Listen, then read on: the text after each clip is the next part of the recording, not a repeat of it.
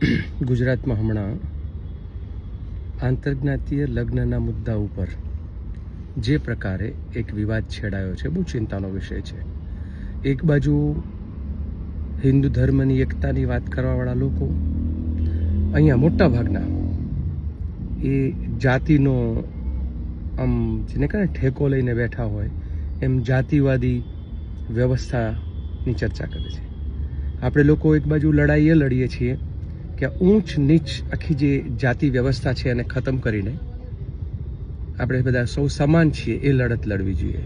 જ્યારે બીજી બાજુ કઈ જ્ઞાતિમાંથી કોણે કઈ જ્ઞાતિમાં લગ્ન કરવા, કેટલા ઊંચા નીચા કોણ, એની ચર્ચા યુવાનો ખાસ કરીને બહુ જ ગંદી કમેન્ટ અને ગાળો લખી રહ્યા છે. ત્યારે એક જબરજસ્ત ચિંતા થાય કે આઝાદીના આંદોલન વખતે મહાત્મા ગાંધી, સરદાર પટેલ, નહેરુ જેવા અનેક મહાનુભાવો, એક એકને તમે જે નામ ગણો કે જે લોકોએ આખી આ વ્યવસ્થાને તોડવા માટેના જે સૂચનો કરેલા કે ભાઈ આપણે ભારતની એકતા, પછી અમુક લોકો હિન્દુ ધર્મની એકતા, બધા મુદ્દાઓ જે છે એ ઉઠાવેલા, એમાંથી હવે આપણે ભયંકર જાતિઓના વાડાઓમાં આમ ટાઈટ લઈ બેઠા છીએ.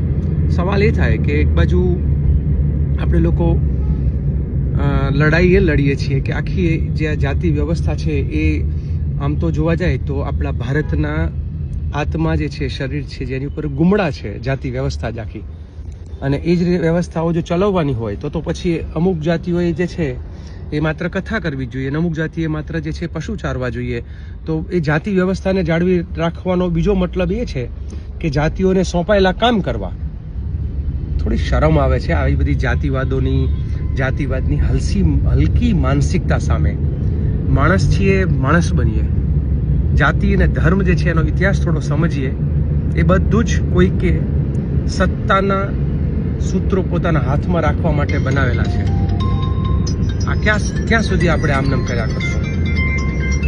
અને જે લોકો, જે યુવાનો ભણ્યા ગણ્યા પછી પણ આ જ વાત કરે છે, ત્યારે મને એવું લાગે છે કે એમનું શિક્ષણ લાજે છે. એમણે જે ભારતની અને એમાં ખાસ કરીને એક બાજુ ઘણા લોકો એવું કહે કે ના જાતિવાદી નહીં, આપણે તો સનાતનવાળી વાત કરવી જોઈએ, હિન્દુ ધર્મ બધા એક હોવા જોઈએ. અને કોઈક એકાદ કિંજલબેન જેવા લગ્ન કરીને પોતે પોતાના પિતાને છે ને બંધારણ, આપણા દેશનું બંધારણ, આપણા દેશના બંધારણથી ઉપર કોઈ જાતિનું બંધારણ હોઈ જ ના શકે, કોઈ ધર્મનું બંધારણ પણ ના હોઈ શકે. દેશનું બંધારણ સર્વોપરી હોય. જ્યારે દેશનું બંધારણ એ દીકરો હોય કે દીકરી હોય, બંનેને